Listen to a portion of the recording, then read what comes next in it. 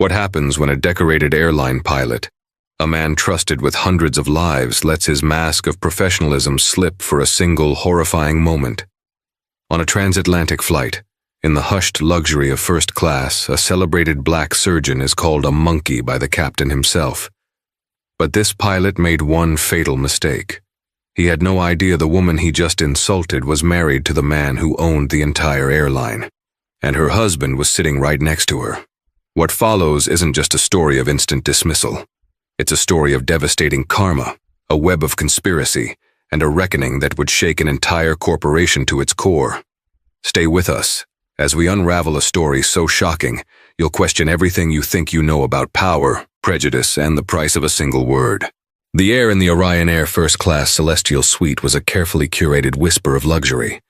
It smelled of rich leather, expensive perfume, and the faintest hint of Krug champagne, which was being poured with silent reverence by a flight attendant named Chloe.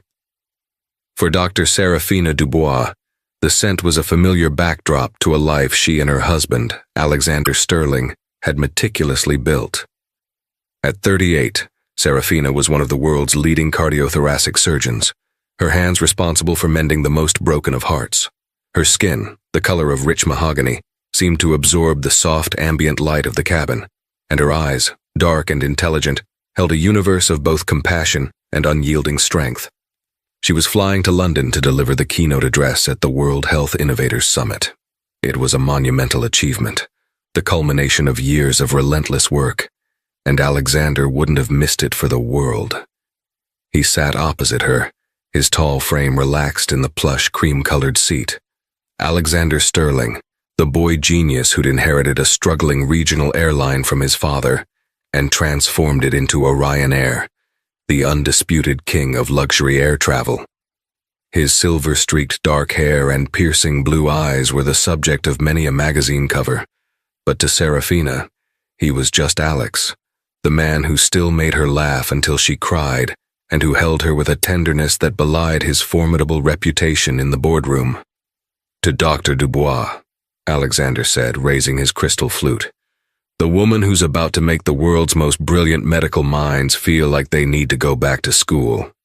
Serafina smiled, the gesture reaching her eyes and making them sparkle.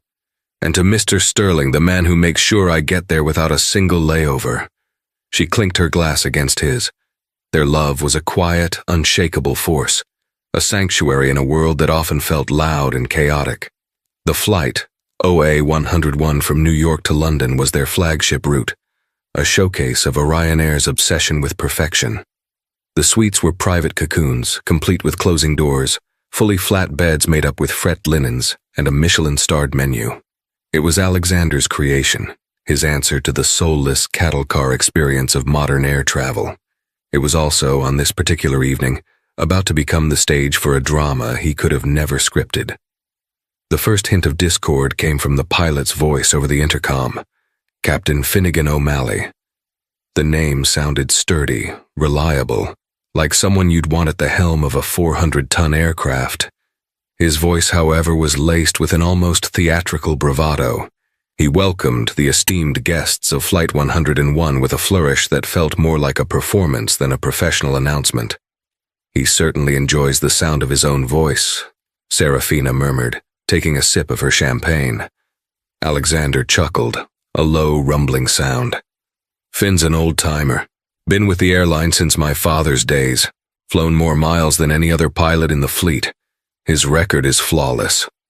He paused, a flicker of something unreadable in his eyes, though his ego could probably achieve liftoff without the help of 4 Rolls-Royce engines. An hour into the flight, as the coast of North America disappeared beneath a blanket of clouds, a minor inconvenience arose. The intricate ambient lighting system in Serafina's suite began to flicker erratically, casting strobing shadows across her face. It was a small thing, a glitch in the complex machinery of luxury, but it was jarring.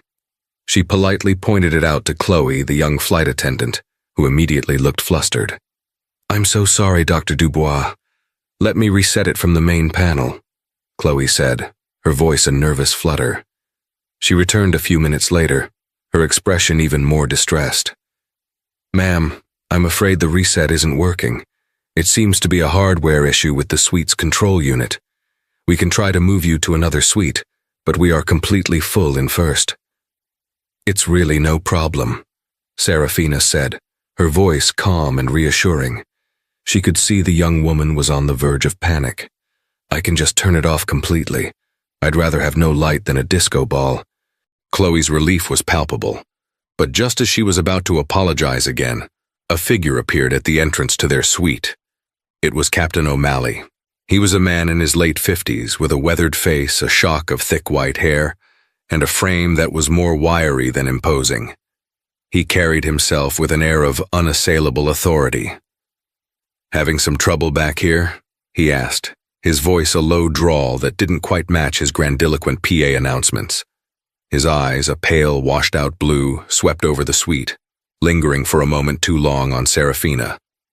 "Captain, we have it under control," Chloe said quickly, stepping forward as if to shield Serafina from his gaze. O'Malley ignored her. He looked directly at Serafina. "The girls tell me your light is on the fritz." He used the word girls to refer to the flight attendants, a subtle but grating dismissal of their professionalism. "It's a minor issue, Captain. It's been resolved," Alexander interjected, his voice polite but firm. He didn't like the way O'Malley was looking at his wife. The pilot finally turned his attention to Alexander, a flicker of recognition in his eyes. He knew who Alexander Sterling was, of course. Everyone at Orion Air knew their CEO, but he seemed to relish the opportunity to assert his own authority, the captain's authority, which on an aircraft in flight was absolute. "Mr. Sterling, a pleasure to have you aboard," O'Malley said, his tone shifting to one of feigned deference. "I like to personally ensure our most valued customers are comfortable. It's a matter of professional pride." He then turned back to Serafina, a smirk playing on his lips. "So, the little lady's having problems with the buttons?" The condescension was thick enough to cut with a knife. Serafina felt a familiar, weary tightening in her chest. It was the kind of microaggression she'd dealt with her entire life. The subtle questioning of her intelligence, the patronizing tone, the assumption that she was somehow less capable. She kept her expression neutral, her voice steady. "The control unit seems to have a fault, Captain. Your flight attendant was handling it beautifully." O'Malley let out a short, dismissive laugh. "A fault, or just user error?" He leaned into the suite, his presence filling the small space. He reached for the control panel, his large, veiny hand brushing past Serafina's arm. She flinched, pulling back instinctively. "I assure you, I know how to operate a light switch," she said, her voice now edged with ice. The pilot's smirk widened. He fiddled with the panel for a moment, the lights continuing their frantic dance. He seemed to be enjoying the spectacle, the small moment of power. Well, these newfangled gadgets can be tricky. He looked from the flickering light to Serafina's face, and then in a low voice, almost a mutter, but intended to be heard, he delivered the word that would shatter the calm of the gilded cage. "Can't have the monkey getting scared of a few flashing lights, can we?" The word hung in the air, a vile, poisonous thing. The silence that followed was absolute, a vacuum that sucked all the air out of the suite. Chloe, the flight attendant, froze, her face draining of all color. Her mouth opened slightly as if to say something, but no sound came out. The couple in the adjacent suite, who had been murmuring quietly, fell silent. Serafina felt as though she'd been struck. The blow wasn't physical, but it was visceral, a sharp, searing pain that radiated from her core. For a split second, the world seemed to tilt on its axis. The luxurious cabin, the soft leather, the champagne, it all melted away, replaced by a raw, ugly reality. She was Dr. Serafina Dubois, a titan in her field, a woman of immense grace and intellect. But in that moment, to this man, she was nothing more than a racist caricature, a monkey. She looked at O'Malley, her eyes locking with his.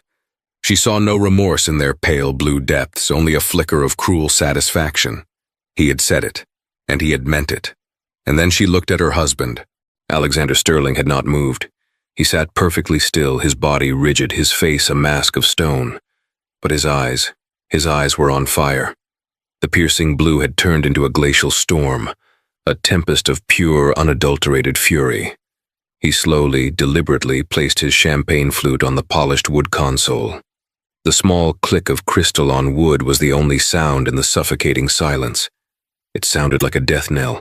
The silence in the first-class cabin stretched for what felt like an eternity. It was a heavy, charged silence, thick with the unspoken horror of what had just transpired. Captain O'Malley seemed to realize, a fraction too late, the magnitude of his transgression. The smug smirk on his face faltered, replaced by a flicker of uncertainty as he finally registered the storm gathering in Alexander Sterling's eyes.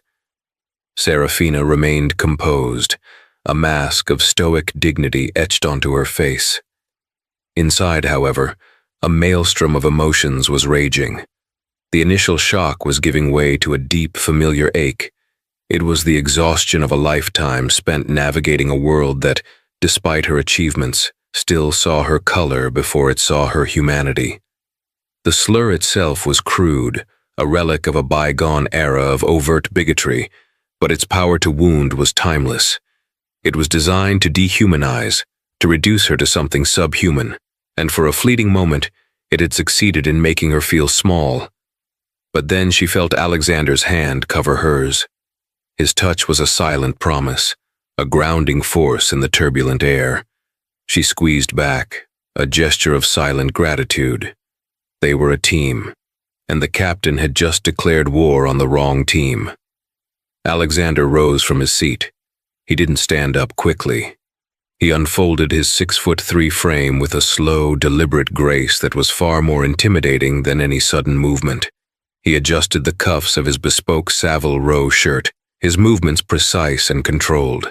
He was no longer the relaxed, doting husband. He was Alexander Sterling, the CEO of Orion Air, and his kingdom had been violated. He stepped out of the suite, standing face to face with Captain O'Malley. The two men were a study in contrasts. Alexander, the picture of modern, sharp-edged power, and O'Malley, a relic of an older, cruder time, now looking increasingly like a cornered animal. Captain O'Malley. Alexander began, his voice dangerously quiet. Every passenger in the front cabin, and even some in the rows behind, were now craning their necks, their attention fully captivated by the unfolding drama. I believe I misheard you. Would you mind repeating what you just said to my wife? O'Malley's face, already ruddy, turned a shade darker. He started to bluster, the arrogance returning as a defense mechanism. I was just making a joke. It was just a bit of hangar talk, no harm intended. A joke? Alexander's voice dropped another octave, becoming a lethal whisper that cut through the cabin's hum. You think reducing a black woman, a distinguished surgeon, to a racist trope is a joke? You think that's hangar talk we tolerate at Orion Air? Chloe, the flight attendant, finally found her voice, though it trembled. Mr. Sterling, I can confirm what the captain said. Her eyes darted towards O'Malley, a mixture of fear and defiance in them. Alexander gave her a slight nod of acknowledgement, his focus never leaving the pilot. I see. So it wasn't a joke. It was a statement of your beliefs, a glimpse into the real Finnegan O'Malley. O'Malley's bravado began to crumble. He could see his career, his pension, his entire life flashing before his eyes. He tried to backtrack, to salvage the unsalvageable. Look, Sterling, Mr. Sterling, I apologize. I've been flying for 40 years. I'm from a different generation. Things were different. A different generation? Alexander took a step closer, forcing O'Malley to take an involuntary step back. Let me tell you about the generation I'm from, Captain. It's a generation where we don't tolerate bigotry. Not in our company, not on our aircraft, not for a single second. He paused, letting the weight of his words sink in. He then turned slightly, addressing the entire first-class cabin, his voice now ringing with authority. Ladies and gentlemen, my name is Alexander Sterling, and I am the Chief Executive Officer of Orion Air. I want to apologize unreservedly for the despicable behavior you have just witnessed from one of our employees. Orion Air has a zero-tolerance policy for racism, discrimination, and any form of hate speech. There are no exceptions. Not for a baggage handler, not for a flight attendant, and certainly not for the captain of this aircraft. He turned back to O'Malley, whose face was now ashen. The pilot looked like a man who had just seen a ghost. "Captain Finnegan O'Malley," Alexander said, his voice cold and final. "Consider your employment with Orion Air terminated, effective immediately."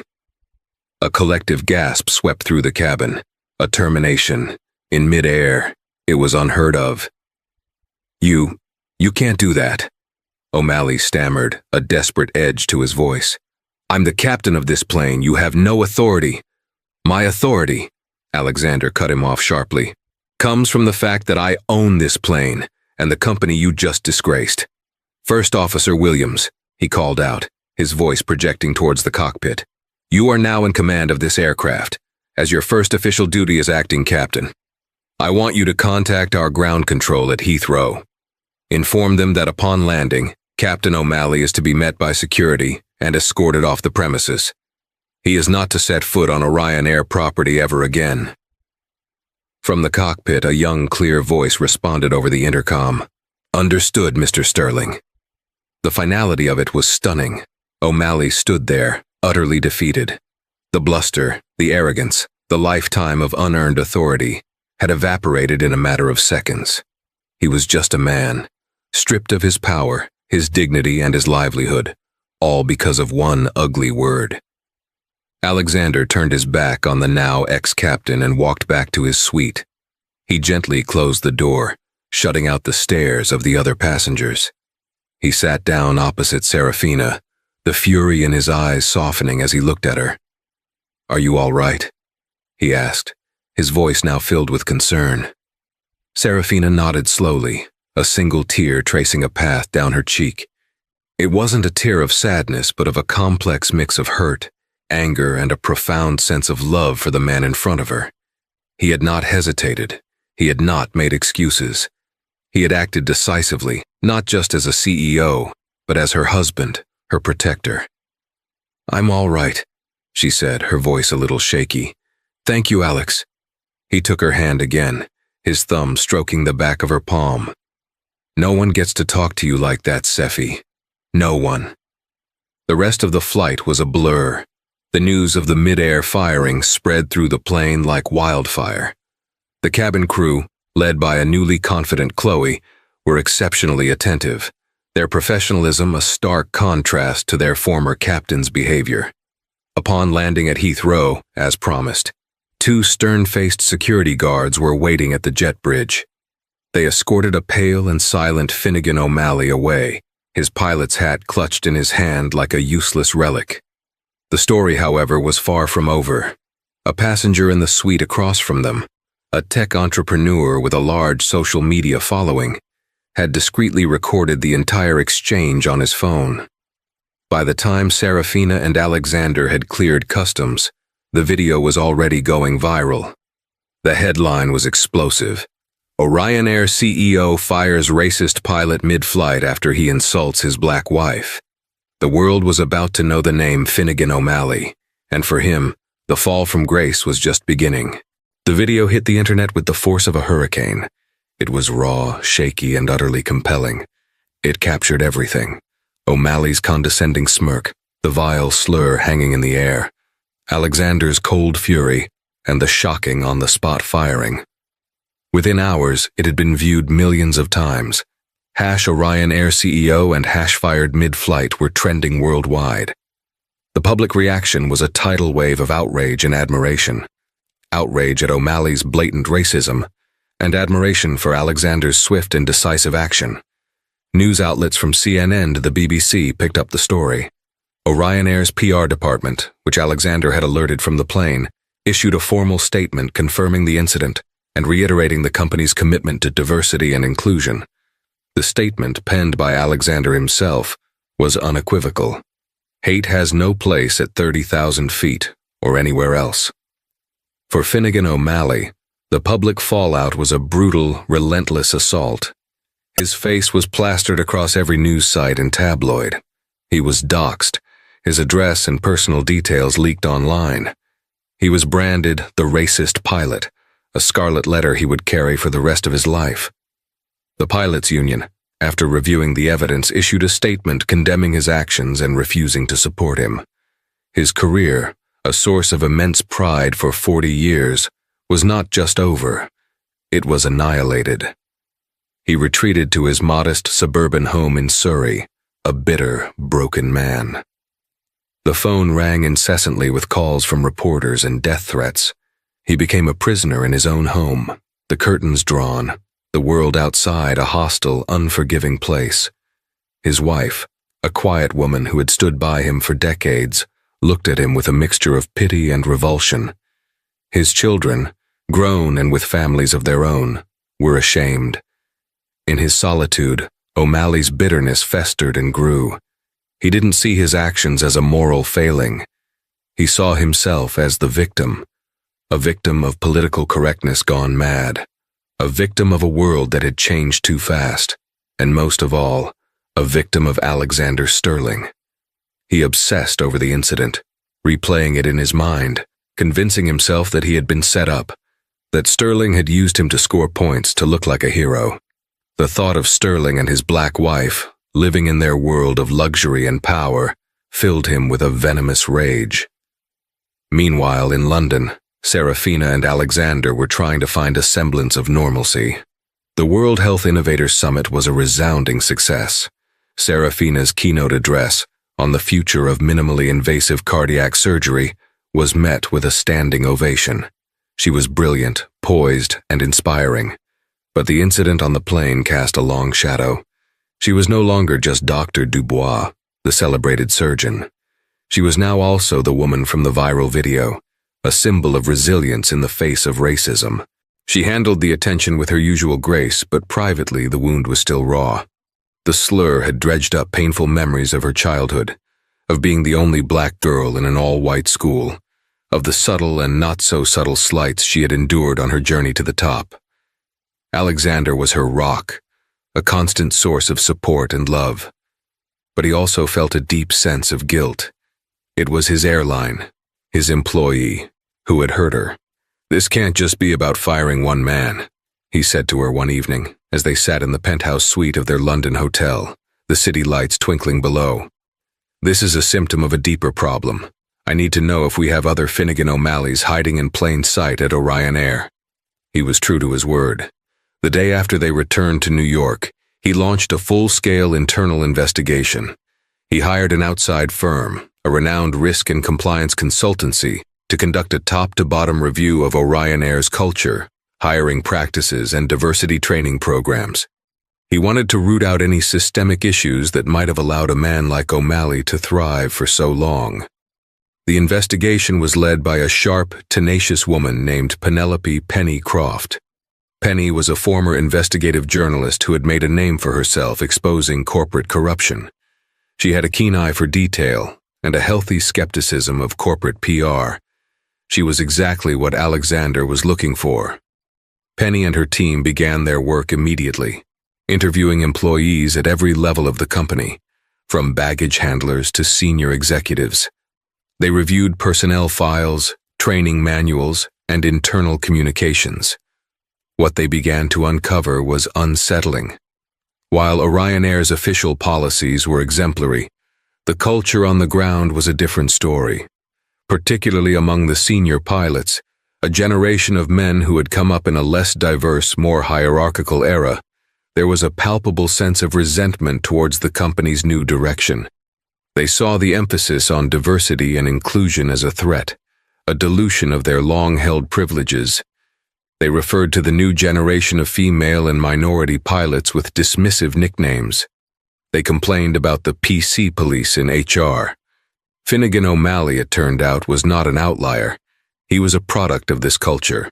His personnel file was a testament to this. It was filled with glowing performance reviews and commendations for his flying skills. But there were also several red flags that had been ignored or dismissed. Minor complaints from female flight attendants about his condescending attitude. A written warning from a few years back for making an inappropriate joke during a training session. Nothing serious enough to warrant dismissal, but a pattern of behavior that, in hindsight, was a clear warning sign. As Penny dug deeper, she stumbled upon something more disturbing. She found a series of anonymous posts on an online forum for airline pilots, a forum known for its right-wing anti-immigrant rhetoric. The posts, which she was able to trace back to an IP address linked to O'Malley, were filled with racist and sexist vitriol. He complained about affirmative action hires in the cockpit. He mocked the company's diversity initiatives, and he spoke with particular venom about Alexander Sterling and his trophy wife. But there was one post from a few weeks before the fateful flight that sent a chill down Penny's spine. "The Silver Spoon CEO needs to be taught a lesson," the post read. "He and his pet need to be brought down a peg. A little turbulence is coming his way. Stay tuned." It wasn't just the ranting of a disgruntled bigot. It was a threat. It implied forethought, a plan. Penny realized she was onto something much bigger than a single racist incident. This wasn't just about the unraveling of one man. It was about the unraveling of a conspiracy. The hard karma that was coming wasn't just for Finnegan O'Malley. It was for something far more sinister lurking in the shadows of Orion Air. Penny Croft felt a familiar thrill, the same electric current that had coursed through her veins when she was a journalist on the cusp of a major story. The anonymous forum post was the key. A little turbulence is coming his way. It was too specific, too premeditated. This wasn't a spontaneous eruption of bigotry. It was a planned attack. She presented her initial findings to Alexander in his sprawling, minimalist office overlooking the Manhattan skyline. The view was breathtaking, a panorama of power and ambition, but the atmosphere inside the room was tense. Alexander listened intently, his face grim, his hands steepled under his chin as Penny laid out the evidence. "So you're saying O'Malley's outburst wasn't random?" Alexander said, his voice low and measured. "I'm saying it was the opening salvo in a coordinated campaign," Penny replied, pushing a file across the vast mahogany desk. "I believe O'Malley was a pawn, a willing one, but a pawn nonetheless. He was encouraged, perhaps even coached, to create a scene. To what end?" Alexander asked, his eyes narrowing. "To damage the company's reputation? To hurt me?" "Both," Penny said, "and to hurt Dr. Dubois." "The attack was personal, Alexander. The language O'Malley used, it was designed to inflict maximum pain. They wanted to humiliate you by humiliating your wife in the most public way possible." A cold, hard anger settled in Alexander's chest. The thought of someone deliberately targeting Serafina, using her as a weapon against him, was infuriating. Who are they? That's the million-dollar question, Penny admitted.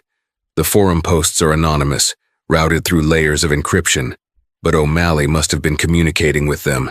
If he was a pawn, there has to be a puppet master. Alexander leaned back in his chair, his mind racing. Who in his world harbored this level of hatred? He had rivals, of course. The airline industry was a cutthroat business. But this felt different. This was venomous, personal. It smelled of internal rot. His thoughts immediately turned to the old guard, the executives and board members from his father's era, whom he had gradually replaced with a more forward-thinking team. Many had left with golden handshakes, but some had departed with a bitter taste in their mouths, resentful of the young upstart who had dismantled their comfortable, homogeneous world. "I want you to dig deeper, Penny," Alexander said, his voice hard as steel. "I want every email, every text message, every phone record from O'Malley's devices for the past 6 months.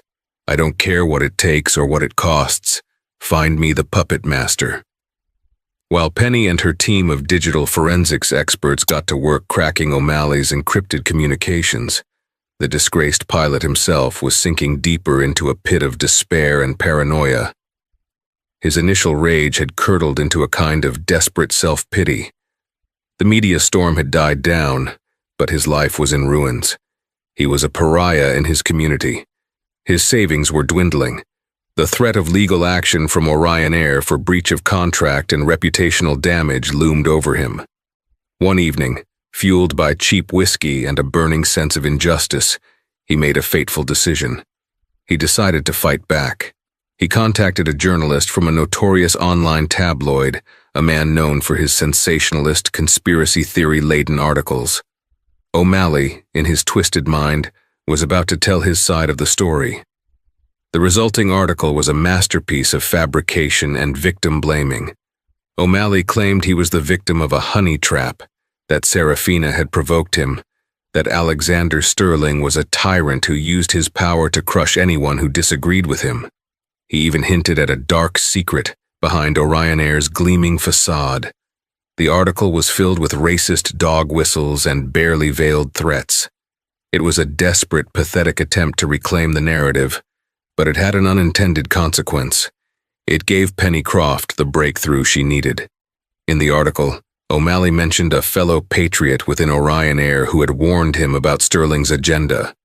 It was a small detail, a throwaway line in a sea of lies, but to Penny, it was a flashing red light. It confirmed her theory of a conspiracy, and it gave her a new lead. Her team, working around the clock, finally managed to decrypt a series of messages on O'Malley's laptop. They were from an encrypted messaging app, a ghost-to-ghost communication that left no trace. But the digital forensics team were experts. They found fragments, remnants of conversations that, when pieced together, painted a chilling picture. The messages were from a single, anonymous contact, codenamed Icarus. Icarus had been feeding O'Malley's paranoia for months, stroking his ego, validating his prejudices. Icarus was the one who had suggested that O'Malley make a stand on his next flight with the Sterlings. Icarus had promised him financial support and a new job at a rival airline if things went south. "They want to replace us all with their kind," one of Icarus's messages read. "It's time for the real men of the sky to fight back." The final piece of the puzzle fell into place when Penny's team cross-referenced the timing of the messages with the location data from O'Malley's phone. Several of the messages had been sent when O'Malley was at a specific location, a private, members-only cigar lounge in Mayfair, London, a place known as a discreet watering hole for the city's old-money elite. Penny pulled up the membership list for the lounge. Her eyes scanned the names, a list of bankers, lawyers, and corporate titans. And then she saw it. A name that made her blood run cold. Julian Croft. No relation to her, a cruel irony of fate. Julian Croft was a senior member of the Orion Air board, a holdover from Alexander's father's time, a man who had been a vocal critic of Alexander's modernizing agenda, who had fought him on every diversity initiative, who had once sneered in a board meeting that Orion Air was becoming too woke for its own good, a man who had a reputation for being a ruthless behind-the-scenes operator. Penny now had her puppet master. Icarus, the mythical figure who flew too close to the sun, was about to come crashing down to Earth. The shadow network was about to be exposed to the harsh light of day, and the karma that was coming for Julian Croft was going to be biblical. Julian Croft was the embodiment of old-world privilege, a man in his late 60s with a mane of perfectly coiffed silver hair, a wardrobe of bespoke suits, and a face that seemed permanently set in a state of smug condescension. He moved through the world with the unshakable confidence of someone who had never been told no. He was a serpent in a Savile Row suit, his venom hidden behind a veneer of charm and corporate jargon. He had been on the Orion Air board for 30 years, a close friend and confidant of Alexander's father. He saw the airline not as a business, but as his personal fiefdom, a bastion of the old boys club mentality he cherished. When Alexander took over and started implementing his vision of a modern, inclusive global brand, Julian saw it as a personal attack. He saw Alexander's marriage to Serafina, a brilliant, powerful black woman, as the ultimate betrayal of his father's legacy. His hatred was a quiet, corrosive thing. He worked in the shadows, using his influence to sow discord, to undermine Alexander's authority, to create a culture of resentment among the old guard. He was Icarus, a name he had chosen for its tragic irony. He believed he was flying towards the sun of righteousness, to save his beloved airline from the darkness of progress. He never imagined he would be the one to get burned. Penny Croft delivered the bombshell to Alexander in a sealed file labeled Icarus. Inside was a mountain of irrefutable evidence. The decrypted messages, the location data, financial records showing secret payments from a shell corporation controlled by Julian to an offshore account belonging to Finnegan O'Malley. There was even a sworn affidavit from the journalist O'Malley had spoken to, who, facing legal pressure from Orion Air, had agreed to cooperate in exchange for immunity. Alexander read through the file, his expression hardening with each page. The betrayal was staggering. This wasn't a business rival. This was a man he had known his entire life, a man who had been a guest in his home, who had pretended to be a mentor and a friend. He targeted Seffi, Alexander said, his voice a low growl. He used her to get to me. He underestimated both of you, Penny said. He thought O'Malley's stunt would create a PR nightmare, that the board would lose confidence in you. He never dreamed you would fire him on the spot and turn the narrative in your favor. He never dreamed we would find him. The stage was set for the final confrontation. It wasn't going to be a quiet chat in Alexander's office. This required a bigger stage, a public execution. Alexander called an emergency meeting of the Orion Air Board of Directors. The stated purpose was to review the final report of the internal investigation into the O'Malley incident. Every board member was required to attend in person. Julian Croft arrived at the Orion Air headquarters, a self-satisfied smirk on his face. He believed the report would be a whitewash, a corporate exercise in damage control. He was about to have the surprise of his life. The boardroom was a cathedral of corporate power, a long polished table surrounded by floor-to-ceiling windows offering a panoramic view of the city. Alexander stood at the head of the table, flanked by Penny Croft and the company's chief legal counsel. Serafina was also there, seated slightly behind Alexander, a silent, powerful presence. Her attendance was a surprise to everyone, including Julian. "Thank you all for coming," Alexander began, his voice calm and steady. "As you know, we recently concluded a thorough investigation into the incident involving former Captain Finnegan O'Malley. The findings of that investigation are disturbing." He let the word hang in the air. Julian shifted in his seat, a flicker of unease in his eyes. "The investigation confirmed that Captain O'Malley's racist attack on my wife was not a spontaneous act," Alexander continued, his eyes scanning the faces of the board members. "It was a premeditated, coordinated attack on this company and on my family. It was part of a conspiracy, orchestrated by someone in this very room." A wave of shock rippled through the boardroom. The members looked at each other, their expressions a mixture of confusion and disbelief. Julian Croft's face, however, had turned a pasty white.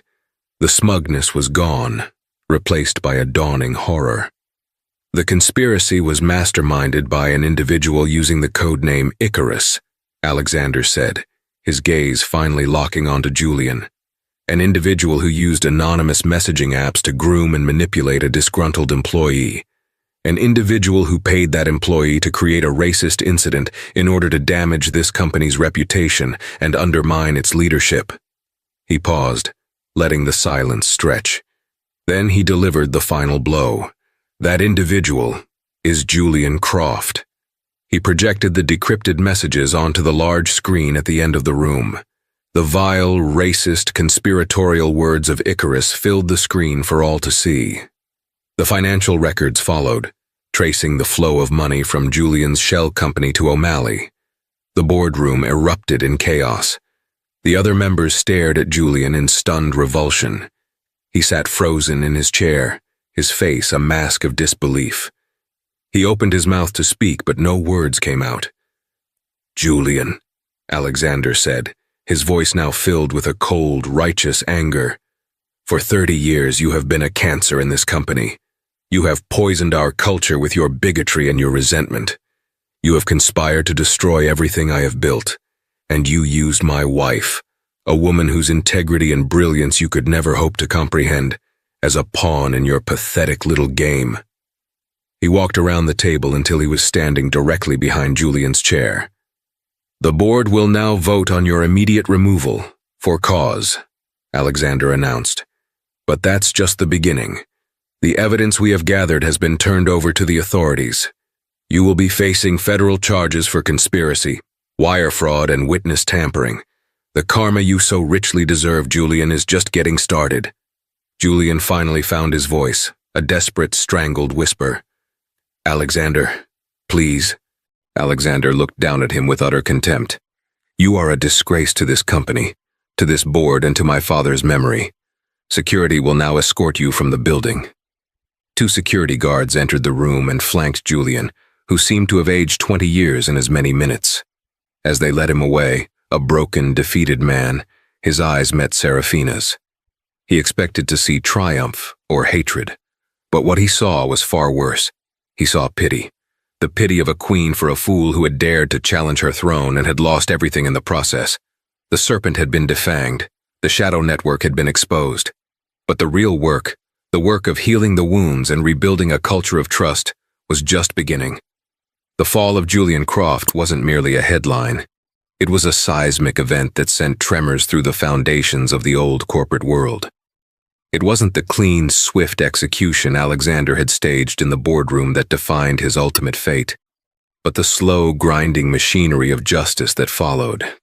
Julian, stripped of his bespoke armor and club memberships, found himself in a sterile, glass-walled room with a court-appointed lawyer who looked at him not with awe, but with weary resignation. The charges were a litany of his hubris: conspiracy to commit wire fraud, securities fraud for attempting to manipulate Orion Air's stock price through scandal, and witness tampering. The serpent, defanged and caged, could only stare at his own reflection in the polished table, no longer seeing a master of the universe but a pathetic old man who had mistaken his prejudice for principle. His karma wasn't a lightning bolt from the heavens. It was the cold, unblinking fluorescent light of a legal deposition. The endless pages of evidence and the dawning, soul-crushing realization that the world he had built his identity on no longer existed, and he had authored its demolition himself. Finnegan O'Malley, the blustering foot soldier, met a similar, albeit less lofty, end. His patriotic stand had earned him a supporting role in a federal indictment. The money from Julian had tainted him, transforming him from a pitiable bigot into a paid conspirator. His union abandoned him, his pension was forfeited, and his name became a verb in the industry. To O'Malley was to self-destruct with such spectacular, bigoted ignorance that you took down a whole conspiracy with you. His hard karma was the quiet, gnawing obscurity that followed, the silence of a phone that never rang, the averted gazes of former colleagues in the supermarket, and the lonely nights with a bottle of whiskey, haunted not by guilt, but by the ghost of his own inflated self-importance. For Alexander and Serafina, victory felt less like a celebration and more like the draining aftermath of a necessary war. The exposure of the conspiracy wasn't a clean slate. It was the diagnosis of a cancer they now had to eradicate. In the quiet of their New York penthouse, with the city lights spread beneath them like a conquered kingdom, a heavy silence often settled between them. One evening, Alexander stood by the vast window, watching the distant lights of planes on their final approach to JFK. "I was blind, Seffi," he murmured, his reflection a ghostly figure against the night sky. "All this time, I was so proud of what I was building, the luxury, the brand, the future of travel, but I never looked deep enough into the foundations. I inherited the house from my father and I put a beautiful new facade on it, but the rot was in the walls all along. Julian, he was part of those walls, and I never saw it. His guilt was palpable. He had protected her in the moment, but he felt he had failed to protect her from the institution that bore his own name." Serafina came to stand beside him, her presence a warm, grounding force. She had spent the last weeks deflecting interview requests and politely declining offers to become the face of various anti-racism campaigns. She was Dr. Dubois, a surgeon. Her life was in the sterile, focused world of the operating theater, in the intricate dance of mending a failing heart. The idea of becoming a corporate icon, a symbol, felt like an ill-fitting garment. "This isn't your burden to carry alone, Alex," she said softly, "and it's not mine to carry for the world." "But they see you that way," he countered, turning to face her. "I've seen the emails, the messages from our employees. A young baggage handler in Atlanta, a flight attendant in Singapore, a junior pilot here in New York, all people of color. They don't just see you as my wife. They see you as a champion. They feel seen because of you." That was the turning point. The thought of those unseen, unheard individuals who had likely endured their own O'Malley moments in silence resonated with the part of her that had chosen medicine, the drive to heal. Perhaps, she realized, a corporation's culture could be treated like a patient. It could be diagnosed, dissected, and with a skilled and steady hand, meticulously repaired. "All right," she said, a new resolve hardening her voice. "If we're going to do this, we're not just patching the wound. We're performing open-heart surgery." And so, the Phoenix Agenda was born. It was a name Serafina herself had coined, a direct challenge to the tragic myth of Icarus. This wasn't about flying too close to the sun. It was about rising from the ashes of a fiery, painful truth. Alexander's first move was to send a clear message that the old ways were dead. He didn't just fire the handful of managers who had ignored O'Malley's prior conduct. He dismantled the entire pilot review system, which had been based on seniority and subjective captain's discretion. In its place, he instituted a rigorous 360-degree review process where pilots were also evaluated by their first officers and the cabin crew they worked with. The howls of protest from the old guard were immediate, with cries of mutiny and ruining morale. Alexander faced them down in a tense meeting. "The morale of a bigot," he stated, his voice ringing with cold fury, "is not a metric I am interested in tracking." The centerpiece of the agenda, however, was the active bystander and cultural competency program. It was mandatory for every single employee, from the boardroom to the tarmac. Serafina, drawing on her medical background, helped design the curriculum. It wasn't a typical, boring HR seminar. It was immersive, intense, and uncomfortable. They used real-life scenarios, many drawn from anonymous submissions by employees. In one session, a group of senior male pilots had to role-play a scenario where a female co-pilot's expertise was being questioned by an air traffic controller. They fumbled, their initial responses ranging from awkward silence to overly aggressive pushback. The facilitator, a sharp-witted organizational psychologist, guided them, forcing them to understand the perspective of their female colleague, to learn the language of effective allyship. It was painful and humbling, but it was working. The culture was shifting, one awkward, essential conversation at a time. Serafina took the helm of the new Independent Ethics and Diversity Council. It was no ceremonial post. Her council was granted unprecedented power, an independent budget, the authority to launch its own investigations, and the ability to make binding disciplinary recommendations. Her first act was to review the company's hiring data. She discovered a clear pattern of bias in the final interview stage for pilots and senior management. Her council, working with data scientists, implemented a new blind stage in the process. Resumes were scrubbed of names and identifying details, and the initial technical interviews were conducted via text-based simulators. The result was a dramatic increase in the diversity of the candidate pool that made it to the final rounds.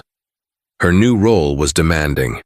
There were days she would leave a grueling 12-hour surgery, her body aching, and go straight to a 3-hour council meeting, dissecting complex legal documents and grilling a department head over retention statistics. She was a surgeon of bodies and now a surgeon of culture. The work was exhausting, but it was vital. She was ensuring that the heart of Orion Air, so recently shocked back to life, would beat with a stronger, more inclusive rhythm. A year passed. The scandal faded from the headlines, replaced by stories of Orion Air's remarkable and profitable turnaround.